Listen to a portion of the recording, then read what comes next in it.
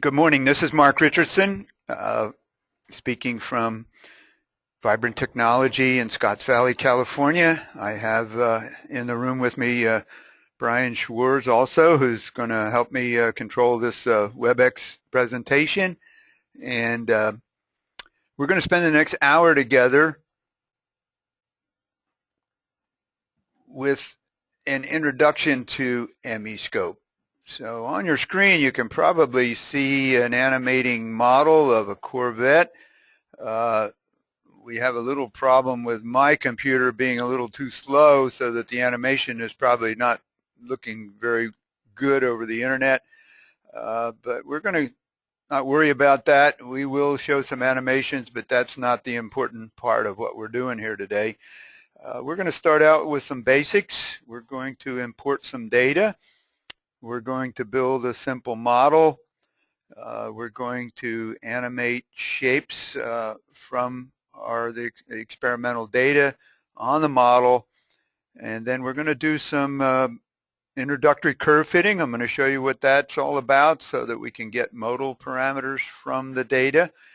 And then we'll do a few other things depending on how our time goes here this morning. So it's a bright and sunny morning here in California. I don't know where you're attending from. Maybe it's late in the evening for you, or early in the morning also. But let's get started. This is MeScope running in front of me on the screen here, and I'm going to stop the animation. Now I'm going to right-click. Many of the windows in MeScope now have a right-click, or what's called a context menu, so that as you click around on the screen, you can click on the various windows, and you'll get a different drop-down menu right where your mouse pointer is located.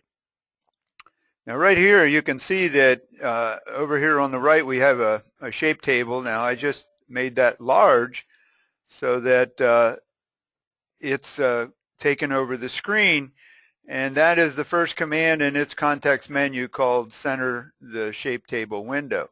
If I execute that command again, it puts it back over in the place that it was previous to executing the command. Same thing with this window. If I right-click and then I select center the window, now the structure window with the animated model in it, I can use my mouse wheel to make the model larger or smaller. So there are many interactions. We'll use the keyboard for some commands. We'll use the mouse, the left mouse, the right mouse, the wheel for other commands. And so these are some of the basics of MeScope. Now I'm holding down the left mouse, and I'm just moving the mouse around on my mouse pad, and you can see that the model is moving also as I move the mouse around, holding the left mouse down. So these are just basics. Let me go and execute center the window again, and that's going to put this window back in the position it was in. And so the larger window here is what we call the application window, or the MeScope window. You can see up on the top here are many. The first row is what we call the menu bar, and there's many commands in there. And those commands they will change based on which window is the active window. So for instance, when I click in this window here, the STR, or the structure window that has the animating model in it, this menu bar up here will have commands that not only include the MeScope commands, the MeScope window commands, but also the structure window commands. Now if I click over here over to the right in the shape table, this is called SHP, or Corvette Shapes. If I click over here, notice how the command menu changed here. So I have my MeScope set up so that in order to save some of the real estate on my computer screen, I only have one menu bar up here at the top, and the commands in that menu bar will change based on which window I'm using. So you have to get used to that. Now, if you have used Emiscope in the past, we had a menu bar in each window. And then below it, we call the toolbar. And these are little icons with some of the most popular commands in that window, also on what's called a toolbar. So that also changes. As I click back and forth here, you can see that the toolbar and the menu bar are changing as I move back and forth and click in these two windows. So the structure window has actually a number of different toolbars with quite a few tools in it. When I click over here to the shape table window, there's only a couple of tools. Well, there's still a few here, but those only apply to the shape table window. Now, you can go back and have each window contain its own commands and its own toolbar. And how do we do that? Well, I'm going to right click, and I'm going to go under, down here at the bottom is a command called structure options.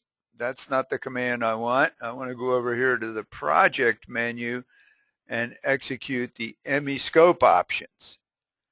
So each window has an options box or a command that will open its options box.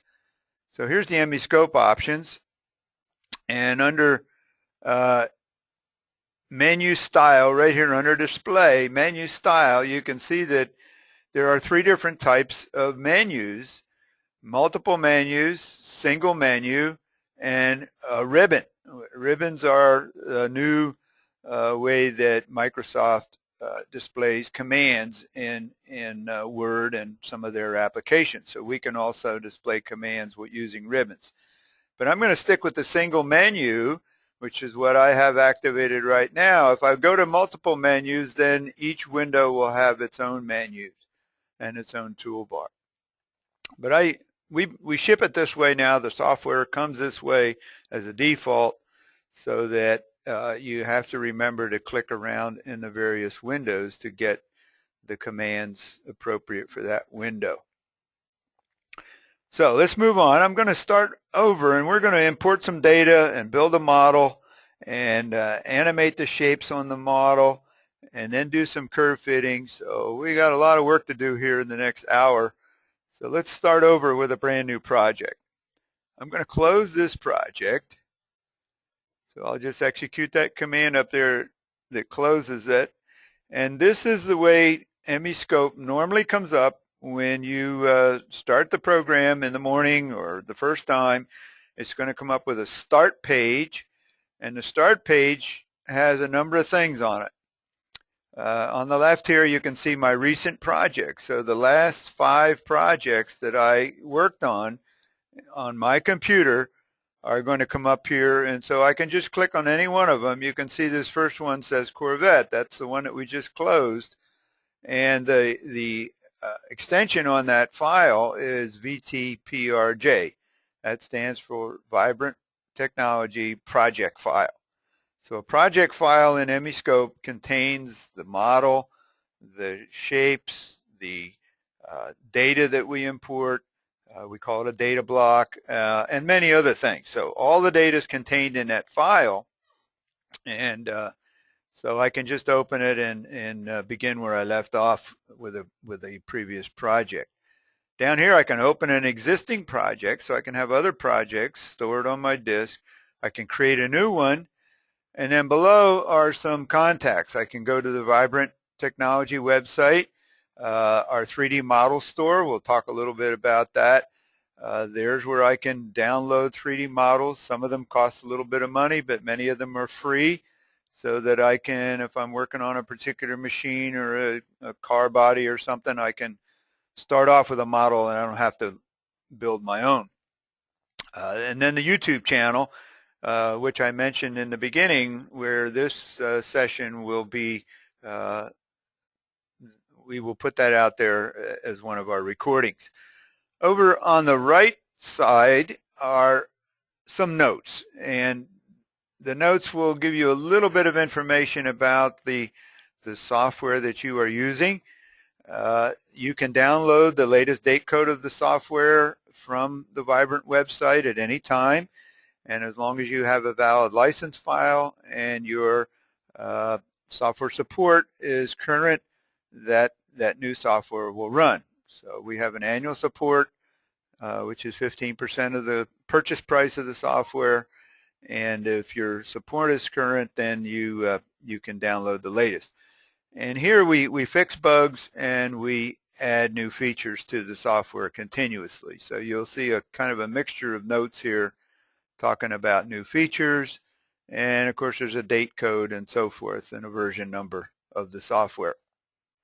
I'm going to go down here and create a new project. So let me click on that. Now the first thing it wants to do is save my project somewhere and allow me to give it a name. You can see this one's called New Project number 4 VTPRJ. That's because I've already done this 3 previous times and I haven't renamed it to anything else. So I can just go ahead and use that name. That's a valid project name, and I'll go ahead and say save it. Now where's it going to save it? It's going to save it under my Documents Emiscope VES. So that is the place that we set up on your disk. Normally when you install the software and you install the examples and so forth, they will be placed under Emiscope on your local disk, Emiscope folder, and then you can have various folders underneath that. So we'll go ahead and start this project, and you can see that nothing really occurred except the start page is gone. So I have a new project now, and if I click over under Current Project, I will see a drop-down window here, or panel. Let me go over here, and I'm going to pin it so we can just take a look here at what's in this panel. Over on the left is my new project, and these are all the types of data files that can be part of a new project. Structures, that's a 3D model of the structure.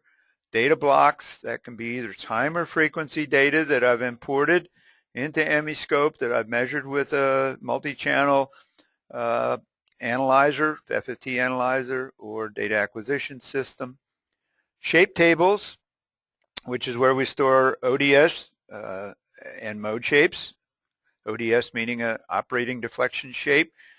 We also talk about engineering data shapes. If I just have some temperature data, I can look at that in animation also. Acquisitions, these are special windows that talk directly to a number of different third-party front-end acquisition hardware systems. So we support a number of them. Reports, this is we've just embellished this capability here. This is an abbreviated version of MS Word, Microsoft Word, but many of the features that are in Word are available right in your project so that you can document the project and put in things like transducer serial numbers and sensitivities and any other notes that may go with your testing project. Programs, we're not going to use them today, but all of the commands in Emiscope now can be placed in what we call a macro program.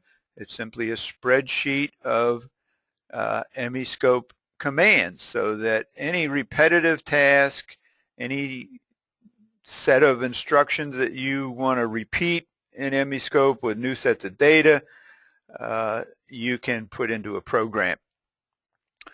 Added files are movie files typically. If we make a movie of the animation, then we save it into a Microsoft movie file, and that is not added to the project, but we have a link to it so that if it's on your disk, you can open it from your project and look at the movie. Over on the right are what looks like the Windows Explorer for your disk. So you can see that this is showing everything that's on my C drive, all of the different folders, data folders that I've got various data in. And if I come down here under Documents, I come all the way down here, there's just a whole bunch of folders, but I'm going to get down here to the bottom, and here's Emiscope VES. So this is the folder that we set up for you when you install the software, and so you may start to add your projects right there. You can see that a number of folders underneath of Emiscope VES are colored red. So let me just open this one called Aircraft here, and you can look in there, and here's a whole bunch of VTPRJs that are under the folder or in the folder called Aircraft. Now, why is that red? That's red because up here on the top of my window are a number of tabs, and you can see that one of them is called Aircraft. And in that tab is another little drop down under the tab. When I put the mouse on the tab, I get a drop down panel, and I get a picture of all of the aircraft in those particular projects. So you can see here's a picture here. If I put the mouse on there, there's the A-10 Warthog. Well, that is the same as this project over here. So this is showing me the projects, and I can open up a project and look at the data files. Okay, this particular one just has a model of an A-10 in it. But if I open up some of these other ones, here's a Boeing 747.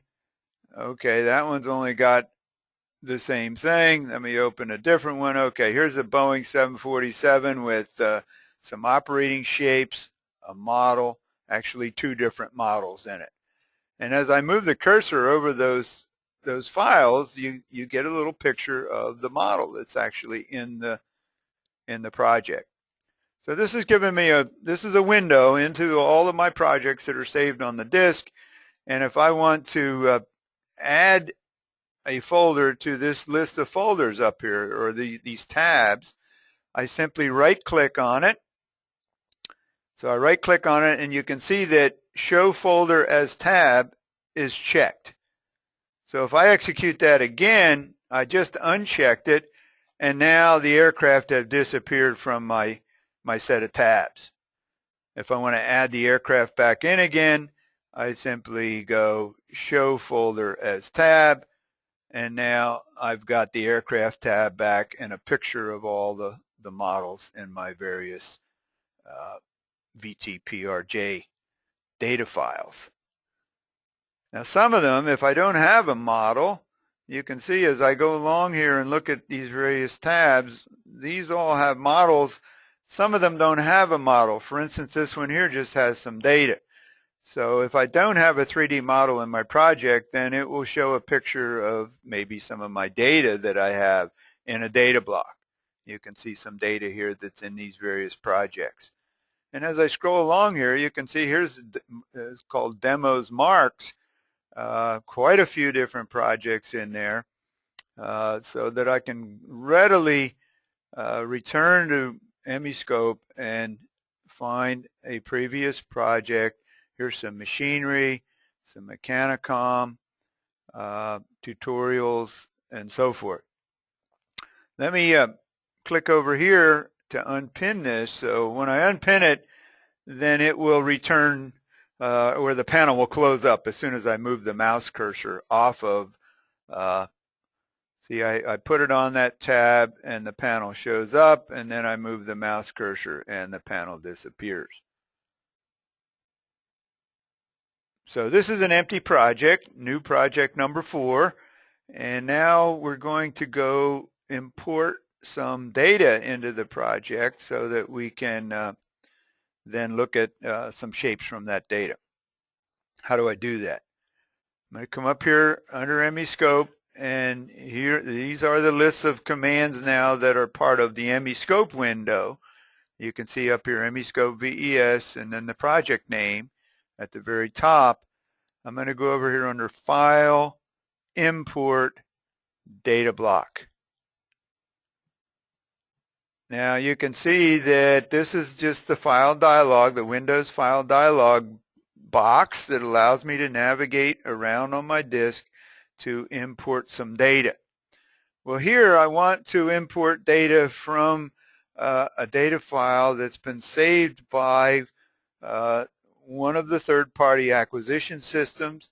So you can see here that we've got a lot of different file formats and file extensions, and they're in alphabetical order here. These are all the ones that we support in MeScope, and they all come free. We don't charge for these, and they're all part, and we're continually adding new ones because new acquisition systems come out, new software, new formats, and there is no real standard. All of these are slightly different. Each company designs its own, and so we write translators so that we can put the data into the MeScope format. I'm going to go down here and select one called Universal File Format. Now that's a very old format that's been around since the 1960s and created by a company called Structural Dynamics Research Corporation, SDRC, no longer in business.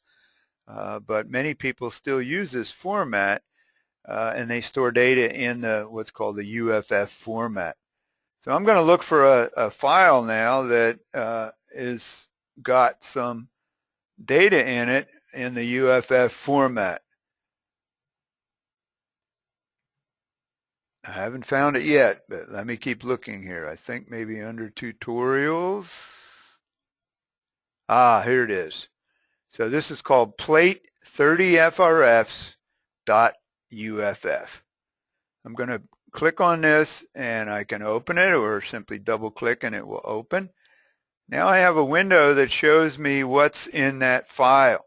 So this is just a spreadsheet with some properties of all of the measurements in that file. So the first column over here says select trace.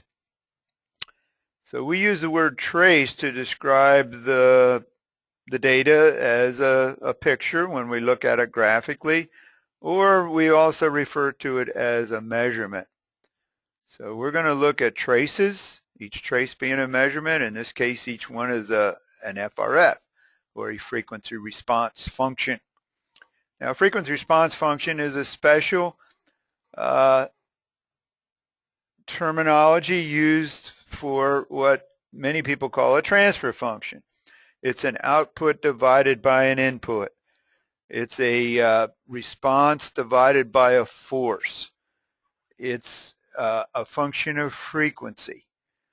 And so we're not going to get into a lot of details today about the differences between an FRF and a transfer function or a transmissibility or other names that are used for these types of functions, compliance, mobility, inertance. There's many terms that are used to describe what is essentially an FRF. And the way we like to recognize or characterize an FRF is its displacement velocity or acceleration divided by the force that caused that displacement velocity or acceleration. So you can see the units here are G's per pound.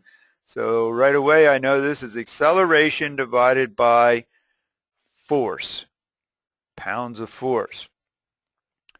And as I said, it's a function of frequency. And what type of a measurement is it? Well, we call it a cross measurement because it involves 2 points and directions, or degrees of freedom. So over here under the column degrees of freedom, DOFs, we have a 1Z followed by a colon. Now I'm going to make this a little larger so we can see it. So I'm going to hold down the control key on the keyboard and spin the mouse wheel. And you can see that this works in every spreadsheet in MeScope. If I hold down the control key, click in the spreadsheet, spin the mouse wheel, the spreadsheet, we can zoom in and look at what's in there a little more easily. So if we go down in the DLF column, let's just look at the first one there. It says 1Z with a colon and a 1Z. And then as I go down the column, it's 2Z colon 1Z and so forth. They all have the same 1Z following the colon. So that is emiscope notation, and what that means is that this measurement was made between 2 degrees of freedom, or 2 points and directions on the model. Point 1 in the z direction. I don't know what z is, but we'll just assume it's pointing at the ceiling. It's vertical. And then a colon followed by a 1z, which remains the same throughout all the measurements. We call that the reference transducer. Now that could be the force, or that could be the accelerometer. In this case, I'll go ahead and tell you that the way we took this data on this plate was with a fixed accelerometer. So we fixed the acceleration at 0.1z. We always measured the response at 1z, and we impacted it with a hammer at 1z, 2z, 3z, 4z. So the way the measurements are denoted here is that the first degree of freedom is what we call the roving degree of freedom. That could be either the force or the response. The second degree of freedom following the colon is the reference DOF, or the fixed DOF. So this is a set of data that there's 30 measurements in here, and I'm scrolling down to the bottom. You can see I've got measurement number 30 was taken at 0.30 in the z, with the accelerometer still fixed at 0.1 in the z. So this is a classical roving impact test where we used an accelerometer and an instrumented hammer that was measuring the force and then the acceleration along with it. So let me go ahead and click on OK here. And now it's going to say, well, what do you want to name this data block with these measurements? And I'll just use the same name as the file name. And here it is. Let me make it large so we can look at it. So here are the measurements. These are the FRFs. And you can see they got some peaks in them. And I'm looking at the log magnitude here. So I can click down here, and under display I can display various formats of this data. Let me put up the Bodie plot. Now this is not quite technically speaking a Bodie plot, but it's the phase over the magnitude. A true Bodie plot would also have log frequency here along the horizontal axis, the x-axis. But in this case, we're leaving the frequency linear, and we're looking at log magnitude and phase. So these are the measurements, and they're all between 2 degrees of freedom, each one between a roving degree of freedom and the reference at 1 in the z. The other thing we want to look at, and the reason that we make these FRFs, is that these peaks are evidence of a resonance or a mode of vibration. So we're going to talk about ODSs, and we're going to talk about mode shapes. But when we're talking about resonances, we're talking about mode shapes or modes of vibration. And so if this data was taken on a structure that resonated when we hit it with a hammer, and it certainly did, then each of those peaks represents a resonance. If I overlay the peaks, let me go back to the magnitude here and overlay all the measurements. So I'm going to go under Format, Overlaid. Now I can clearly see when I overlay all 30 measurements that there are 5 peaks or 5 resonances, at least 5 resonances. Now there could be more, but in this case with a simple rectangular plate, we're going to build one in a minute, this set of data is showing me that there are 5 modes of vibration over this frequency range of DC to it looks like about a kilohertz, a little bit more than 1,000 hertz here. Now, what is the true range of that data? The properties box will tell me exactly, so I right-click, data block properties, and the true ending frequency is 1,096. The frequency resolution between samples is 4 hertz, and there's 275 samples of data. We call that the block size. So that's what's in this particular set of data here. Okay, so we have the data.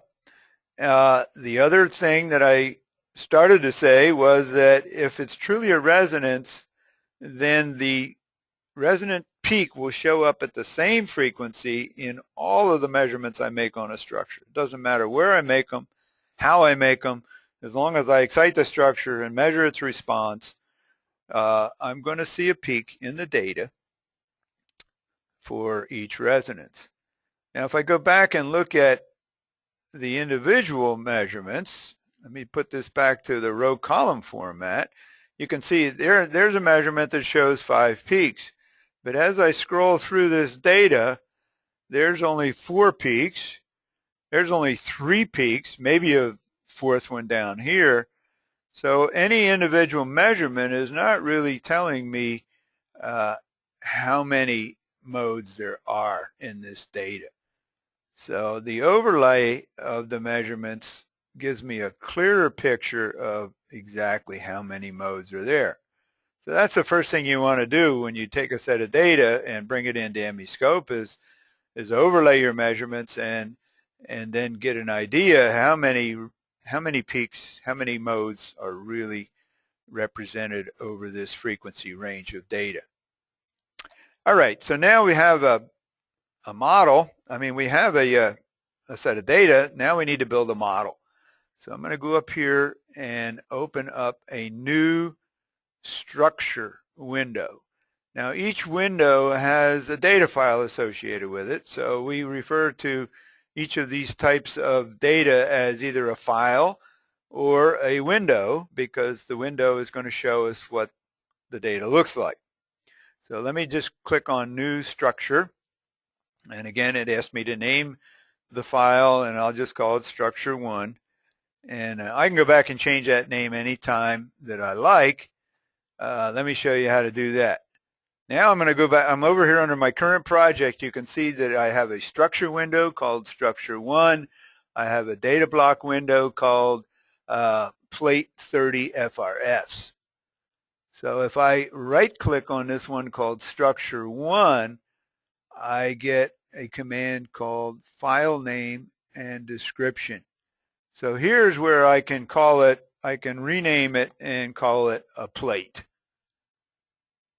And maybe we'll call it with 30 test points.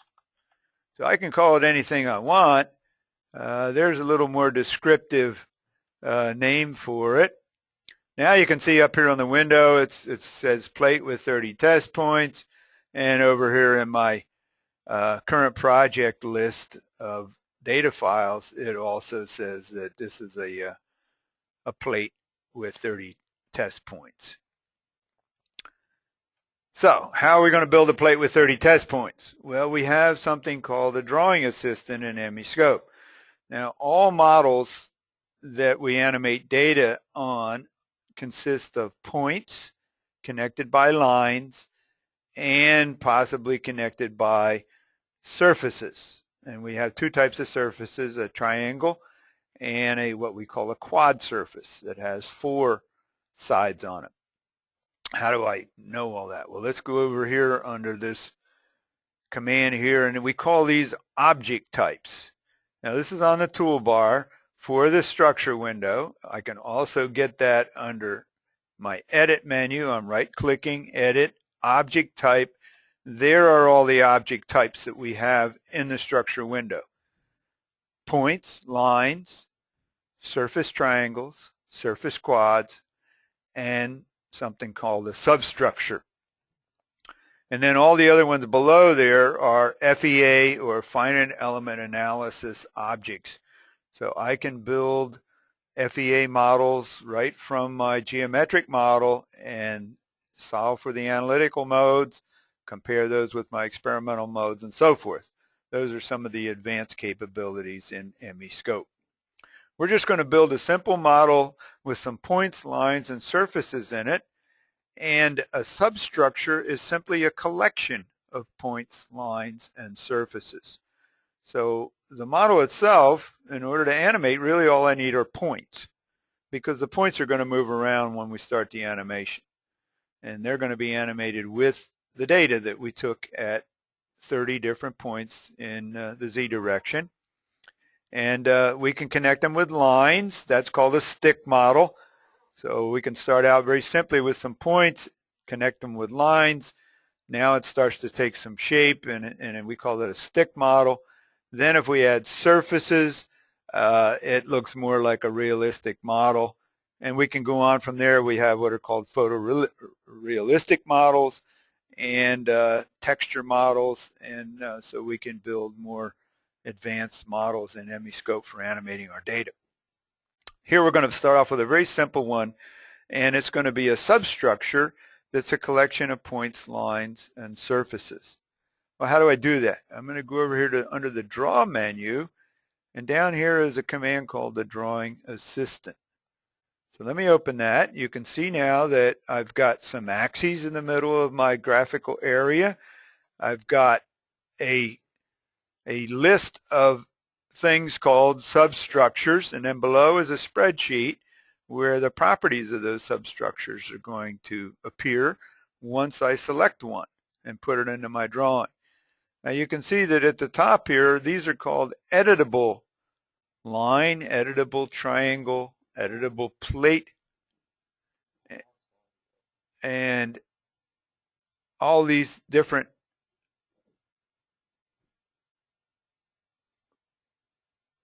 do I need to go back here?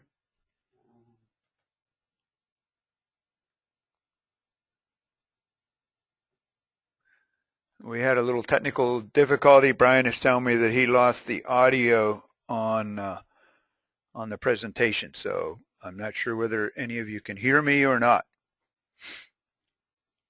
We're checking on that right now.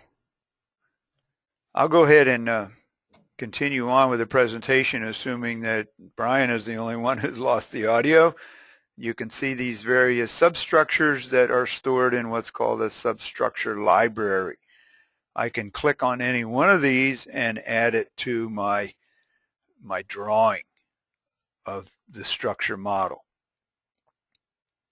I'm going to go back up here and select the editable plate right here. So there it is, and you can see that it's a plate with 4 corners, and it looks like a surface there, and then it's got 4 lines that are connecting the 4 corners. Now I've got some other tabs up here for describing the properties of the plate. And this is a substructure. You can also see that I've got a substructure, I've got properties down here in the spreadsheet describing this editable plate. And there's lots of different properties in here.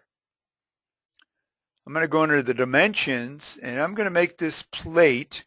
You can see it's in meters, so I'm going to make it a large plate. We're going to make it 2 meters wide, and we're going to put 5 points in that direction, and we're going to go 3 meters high, and we're going to go 6 in that direction. So there it is. There's a plate that physically looks like the plate that we tested. Now, not quite that big. How do I change units? The units are not important if I'm just going to animate shapes. The only thing that's important is the aspect ratio, or the relative sizes of the plate, the width versus the length. So that plate is approximately the size of the aluminum plate that we tested, and there's 30 points on there. We've got a grid of 5 by 6 test points. And but how would I change the units? Let's say I wanted to make this, I wanted to do it in feet, English units that we use here in America. I go under Structure Options, and under Options is a tab called Units. So here's where I can change the mass, the force, and the length units. So I can go in here and put in all the English units, pounds of mass. Now we don't really care. We're not going to do anything with that. Pounds of force. If we were building an FEA model, these would be important. And then I can put in units of feet for length. and it says, do you want to rescale your point coordinates? I can say yes or no. In this case, I'll say no because I don't really care. Now I've got a plate that's 2 feet wide and 3 feet long. So you can see the units changed here. Now under the next tab, it says position. This is a vertical plate. I want to make it into a horizontal plate. And you can see I got a number of different controls here. I can rotate this plate around the global X, Y, and Z or the local axes. So let's just rotate it around the global. Global is down here in the right-hand corner. So if I rotate around the Y-axis, this plate will go from vertical to horizontal. So as I click in that direction, let's just go in the other direction. I'm going to click on the top, and you can see that each time I click, it's moving it by 10 degrees. So I'm going to click until it gets all the way into the horizontal position. So I must have clicked it 9 times to move it 90 degrees like that. So there we are. And that looks pretty good to me. That I'd say I'm done building this model. There it is. It's a substructure with some points and lines and surfaces. So I'm going to exit this drawing assistant. Now it's saying, warning, the selected substructure will no longer be an editable substructure. Do you want to continue? I'm satisfied, so I'll go ahead and do that. The next thing I need to do is number the points and then define what I mean by the Z direction. Well, you can see that it's already, the global Z is pointing it vertically or toward the ceiling. So that is in fact the way we took the data on this plate. And so I'm going to go and right click, and under draw points, number the points. The first command there is number the points. And so I'm going to start out, it says here, there's a little dialog that opened up. It says click near a point to number it. Next point number is number 1. So I'm going to start out here and start numbering. And I'm going to go 1, 2. Each time I click near a point, it's going to number it. Now, the best thing to do when you're doing a test is to build a model first, number the points, and basically you'll have a graphical description of the test layout.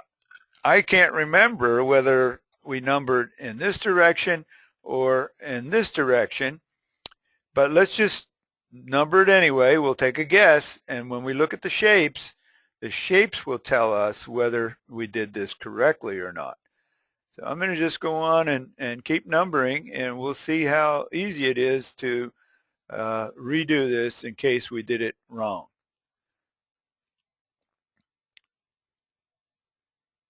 I'm going to number all 30 points very quickly. So, you know, in a typical modal test or any type of vibration test, you may have as many as 100 points, but you're not going to have many more than that. And you only need to number the test points. You don't need to number all the points on your model. We have models here that have thousands of points on them, but we only have a few measurements that we've made. And we use something called interpolation to animate the unmeasured points or all the ones that aren't numbered. So I'm done.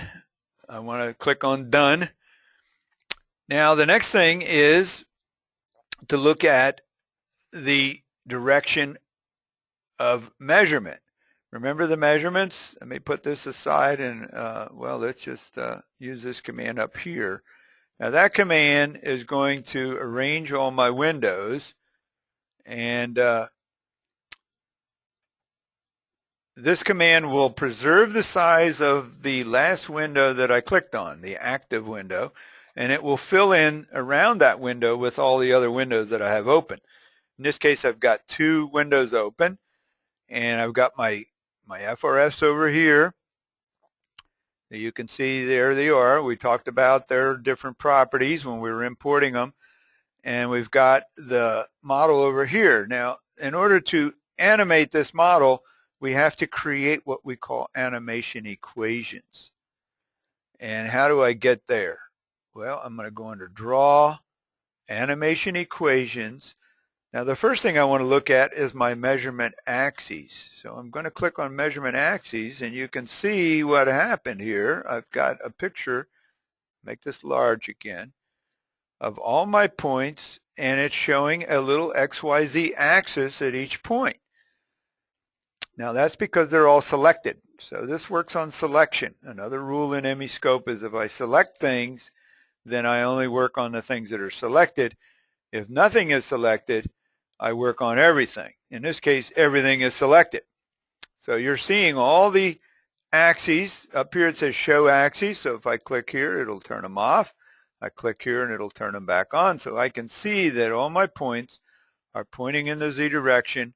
And so that is what I mean when I go back over here to my data and I say I took a measurement at point 1 in the Z, 2 in the Z, 3 in the Z, 4 in the Z. That means I walked along here with an impact hammer and I impacted the structure in the Z direction at each of those numbered points.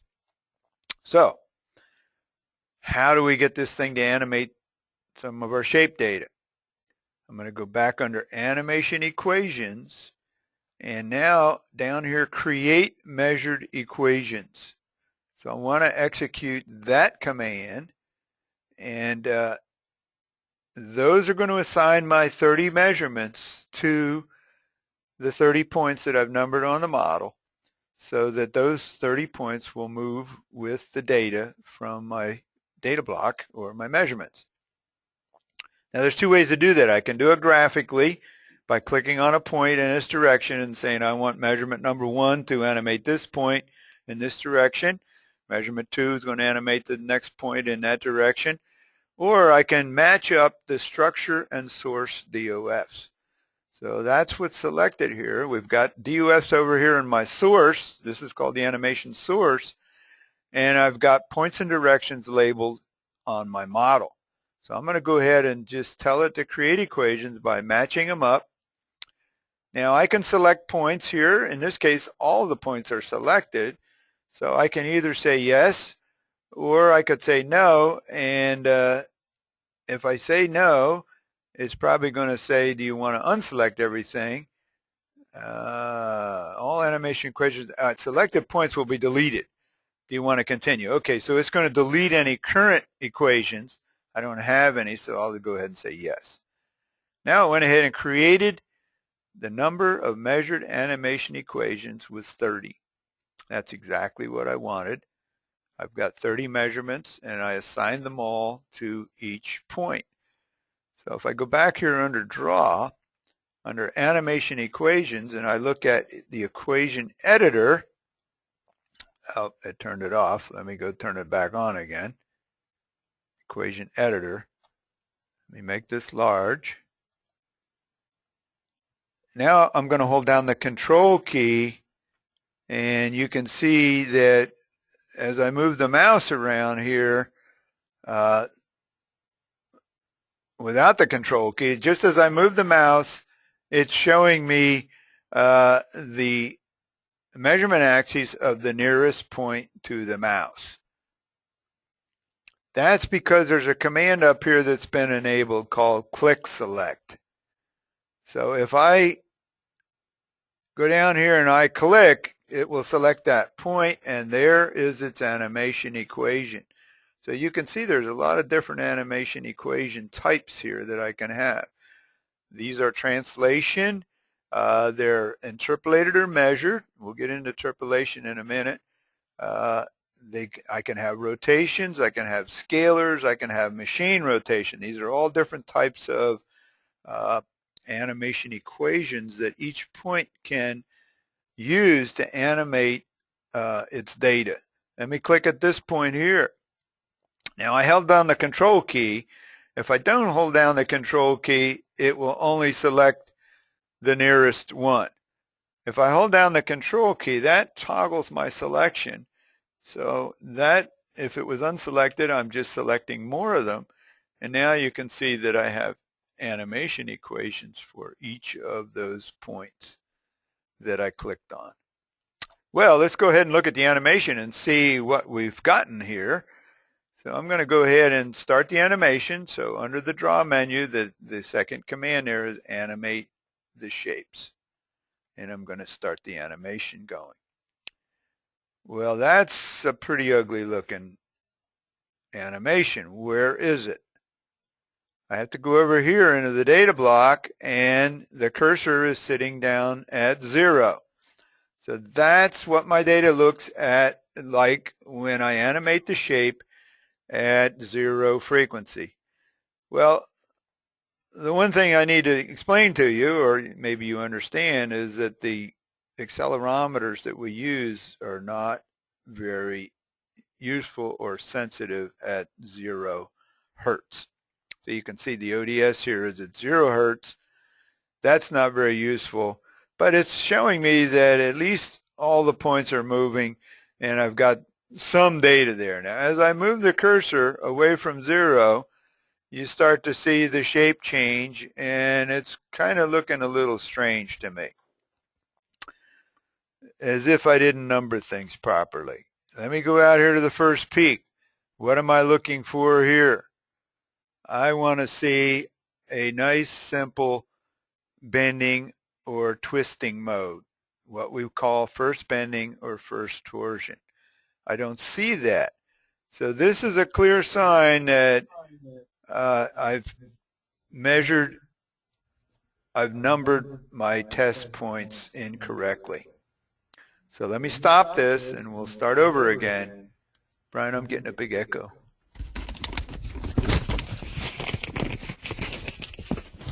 I'm hearing you as well as me. I'm getting feedback here. Okay.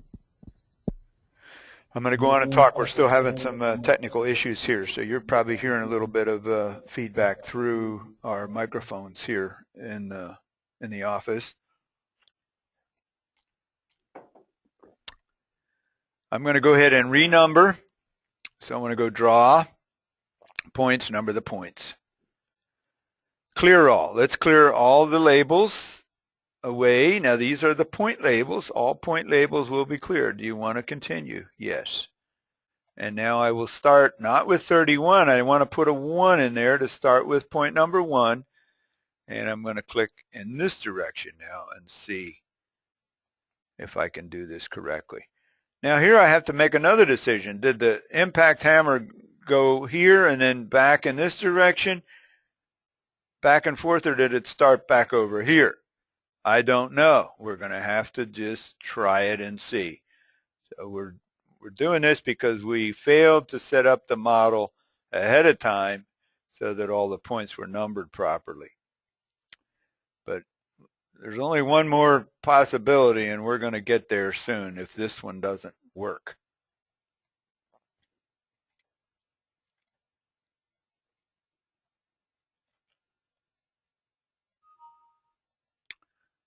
Okay, I'm done. I need to create the measured equations. And it says you're going to delete them all. Do you want to do that? Yes. And I created 30 new equations, and I'm going to say animate. There's something that looks a little better to me. If I go back here, now that doesn't look right. So I still did the numbering incorrectly. That is perhaps a much higher frequency twisting mode, but I don't expect to see that kind of a mode at that low frequency peak.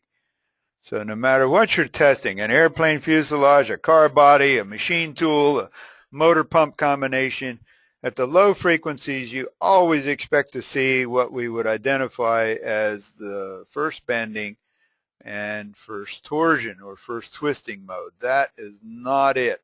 So again, I did the numbering incorrectly. Now I know what to do though. So rather than go 1 through 5 and then 6 through 10 this way, the impact data must have been taken where 6 was down here, 7, 8, 9, 10. So every other row is incorrect. We can fix that. Let's just go and go under draw, points, number the points. So I'm going to start with number 6 And I'm going to click right over here, 6, 7, 8, 9, and 10. Okay, so then we've got 11, 12, 13, 14, 15. I want to put in a 16 and go here and go 16, 17, 18, 19, 20. And this one will be 21, 22, 23, 24, 25. So I want to go 26. And this one here is going to be renumbered 26, 27, 28, 29, 30. So I renumbered those 3 rows simply by putting a new point label on there, writing over the old one with a different number, and I'm done. Now I need to recreate the animation equations. So create measured. Go ahead and do that. It says they're going to be cleared. That's good. Yes. Now let's look at the animation. Ah, there's what we were looking for. The first twisting mode or first torsion mode is the lowest frequency peak in the data. If I go to that peak, there's what I'd call the first bending mode. I move this over. Now these are what we call a deflection shape or an ODS. And what we say is that the ODS is being dominated by the resonance so that that deflection shape is a close approximation of the mode shape. See, if I just put the cursor right there, there is the ODS. That's how that structure will behave using this data that came off of a real structure at that frequency. What is that? 556 hertz. That structure, if I put force in at 1 in the Z, which is over here, there's my reference. If I put in some force at 1 in the Z, the structure will respond with that type of deformation at 556 hertz. That's what the ODS is telling us. That's what we actually measured.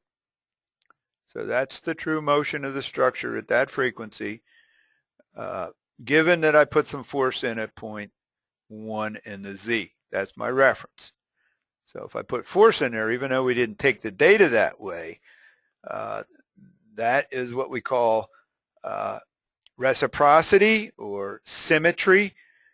I can put the force in at 0.1, measure its response at a different point, or the way this data was taken, I put the force in at all the different points and I measure the response at 0.1. So either way I get the same answer. Now if I go over here to this peak, there is a bending mode, but it's in the stiff direction. In other words, it's the shorter dimension of the flat plate, and we'd expect to see it bend at a higher frequency in the stiff direction than in the longer direction. The one down here, there's bending in the longer direction, the less stiff direction. So this is making a lot of sense now. When we look at these 30 measurements, they're all making some rational sense to us. There is a bending, there's a torsion mode, but I'd call that second torsion. So I'd expect that double twist of the structure to occur at a higher frequency than the single twist, which is down here. That's characteristic of virtually everything that vibrates. Let's go up to the highest frequency. There it is. It's a more complicated bending and twisting. Again, we run out of names for these modes, but we can always identify them by their frequency because their frequency is unique. That's why we call it a natural frequency or a natural mode of vibration. This structure will always behave at this frequency with a dominant motion that looks like that when that resonance is excited and contributes to the response of the structure. Now at any other frequency, I can have a combination of several resonances being excited. But when I get near a resonance peak, typically the peak, the mode corresponding to that peak will dominate the ODS. Well, there's an ODS in between two peaks. That's the way the structure is going to behave, and there are two modes contributing to the response of the structure at that frequency. So we built a model, we've animated it. We can do some other things with this model. We could go back and build a 3D model. Now that we have some experience building the 2D, the flat plate model, we could build a 3D. But let's do one other thing, and we're almost out of time.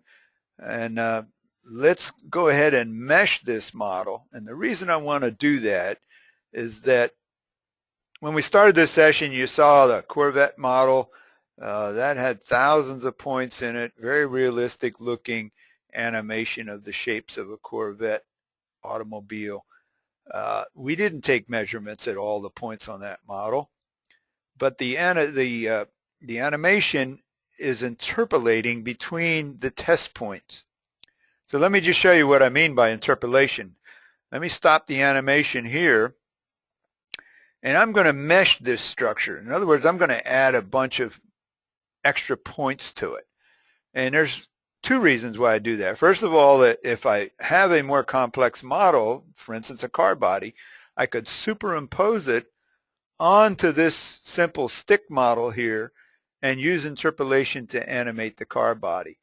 But I may want to start out with a stick model that's got more points on it. Now this is more than a stick model. It's got surfaces. So these surfaces are going to be used by the interpolation to animate extra points that I add when I mesh the model. So let me go down here under Draw. You can see that I've got a command down here called Mesh Objects, but I can't use it yet. Why is that? Well, it only works on selected things. So I'm going to make this, let me make this larger. Now I'm going to switch over. Here are the points on the model. You can see up here, if I go up here under this pick list, that is what we call the current edit object. I can only look at and modify one type of edit object at a time. So either points, lines, surfaces, or substructures. So let me select substructures. There is the substructure spreadsheet showing me the properties of this particular substructure that we built using the drawing assistant. It's got points, lines, and surfaces in it. I could change the surface. Let me just show you a few things about the substructure. I'm going to change, I'll double click over here under color. So any one of these column headings, I can click on it and I'll get a dialog box that allows me to edit the selected items in the spreadsheet. This works on all of the different spreadsheets, whether I'm talking about points or traces or shape components, doesn't matter. They all have these dialogues that come up where I can edit things in their properties spreadsheet. So suppose I wanted to change the surface to something other than green. I could make it a blue substructure, and I'll click on OK. And so now I have a blue substructure. What did it actually change? Well, it changed the color of the surfaces. It didn't change the lines. Those were already blue. It didn't change the points. I could change the points. If I double click here again, you can see I can change the points, the lines, the surfaces. Let's change the points to orange. Okay, so now all the points are orange. I can't see them real well. I could make the points a little larger, actually. How do I do that? Let me see if I can remember. Point size right here. Display, disable auto scaling. I'm not sure what I want to do with that, but point size, let's make it 6. Okay, now I got some big points, and the labels got larger too, so I can make my test points on the structure more visible and larger, so that, you know, maybe I just want to select a few points and make them large and let the other ones be small. I can do that also by selecting them first and then make them large. So there's a lot of different things I can do here. But I wanted to show you the mesh command. In order to do that, I need to select either surfaces or substructures. So or lines. When we talk about meshing, we're going to subdivide. So I'm going to select the so you can see that when I select the substructure, the points all light up. And so I'm going to, now I can go down here under mesh, and I'm going to mesh either the longest edges, which is fine. That would be, if I had long skinny triangles, then I would just subdivide the long edge, or I can mesh all the edges. So in this case, since I have square quad surfaces, then each surface will be subdivided. Let's just go ahead and do that, and then we'll go back. Now it's telling me I've got animation equations, so I'm going to create animation equations for the new points also. How many points do I want to add? Oh, let's just add 2 just for fun. See, now we've meshed this thing, and it's got lots of points on it. Let's go start the animation. I'm going to turn off the points and their labels here so we can see it a little clearer. Well, I've got lines. Everything is blue, so if I turn off the surfaces there, it looks a little clearer. And there are all the points moving. So you can see how once I have the animation set up, I can interpolate.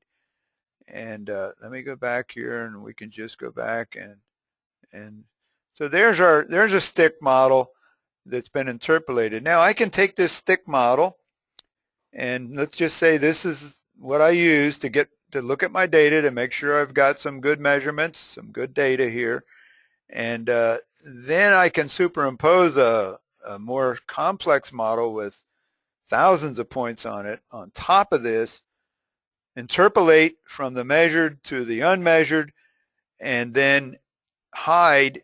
See, if I hide the stick model here, here's a hide right here, it's gone. And then I can simply animate the more complicated photo model or texture model from this data. So that's a good way to use Emiscope. We don't have time to get into all of it today. I wanted to show you a little bit of the curve fitting, so let's go through that really quickly. And because we're going to have a session next month on curve fitting, and we'll get into a lot more of the details of curve fitting. But let me just show you what that's all about. I'm going to go over here in the data block, and there's a command called Modal parameters. So I want to open that up. Now, am I still animating? No, it stopped the animation. Now my data block has changed. You can see that my data is still up here above, and there's my 30 measurements. Down below is something called a mode indicator, and then over here on the right are some tabs similar to the structure window, but now I have a tab called mode indicator, one called frequency and damping, one called stability, one called residues and save shapes. So I'm going to take you through, these are the curve fitting steps. We build a mode indicator first. That will show us how many modes we have in the data. So if I say just count the peaks, and we're going to use the imaginary part of the data because that's got sharp peaks in it, there is a mode indicator showing us that there are 5 modes in this set of data. As I said before, any one measurement is maybe not going to show us all those peaks, but when I process all this data, I get a mode indicator that shows me that there's 5 modes. Then if I go to the second step, I get the frequency and damping. Now this is actually curve fitting. Now what we're going to do is curve fit an analytical model to the data and estimate the frequency and damping of those 5 modes. So we'll go ahead and do that. Here's a little box that says, are you sure you want to do it?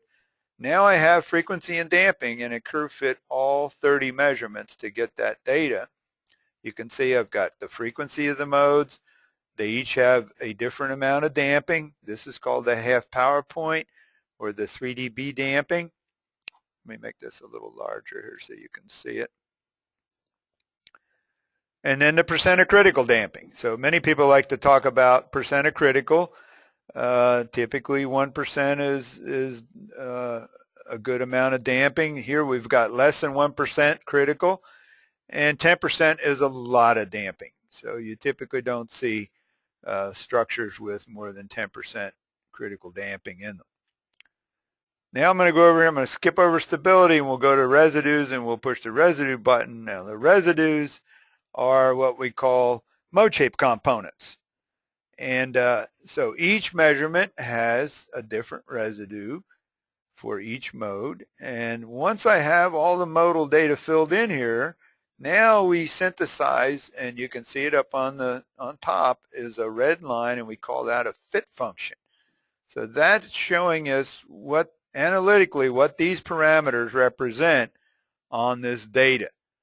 So again, we're looking at log magnitude here. I could put up the phase. Let's go display the Bode plot. So here we're looking at magnitude and phase. The modal parameters over this frequency range are representing my experimental data because of the curve fitting. So we've curve fit an analytical model to the experimental data in a least squared error sense. I won't go into all the details there, but now we have a set of modal data that matches quite nicely with our experimental data. So I'm going to go ahead and save this data. It says save shapes, and we'll create a new shape table called mode shapes. Now I have some mode shapes, and I can go ahead and you see what was happening there. I grabbed a hold of one of these.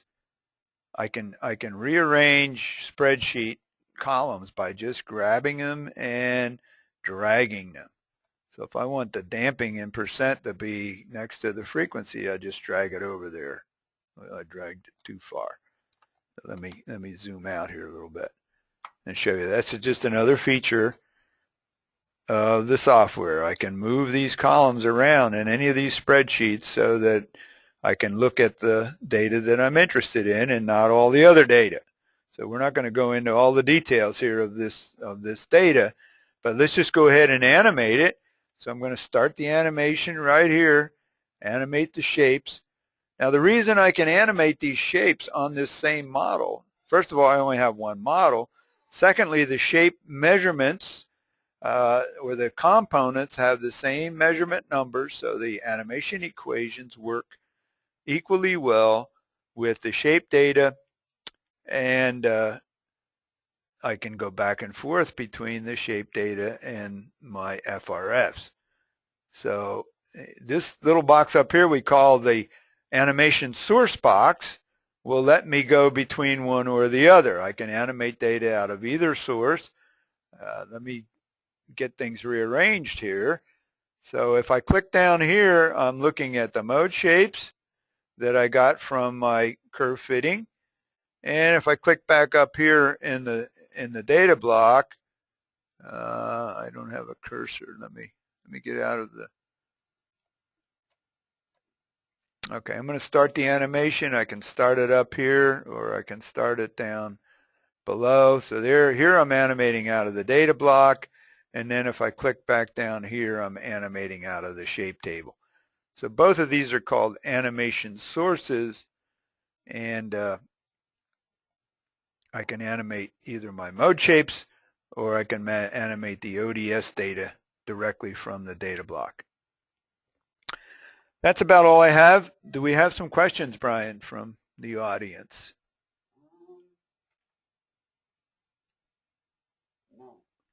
No questions. Well, we should have given you a heads up on that at the beginning of this session.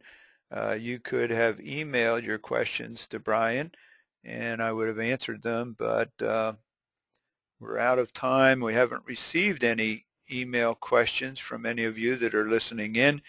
I hope that with our technical difficulties, you were still able to follow most of what I said today. I believe we're getting one question now. Oh, sorry, no question. All right, we're going to wrap up this session. We'll look forward to maybe some of you joining us next month, and we'll do some more advanced work in Emiscope. But you can see there's many different tools available for building models, for animating your data. Probably the best thought I can leave you with is that you want to look at the shapes in your data as early as possible before you do any curve fitting, before you do any advanced analysis of any kind. Make sure that the data that you've taken is realistic, it's believable, the shapes are believable, and you don't need hundreds of measurements. 10 good measurements. Here we had 30 measurements, which is really a lot of data. We could have seen these shapes with 10 measurements and then using the interpolation to get a realistic animation of a model with more points in it. So with that, I'm going to terminate our session, and thanks for sitting in. Thanks for attending today, and we'll talk to you soon.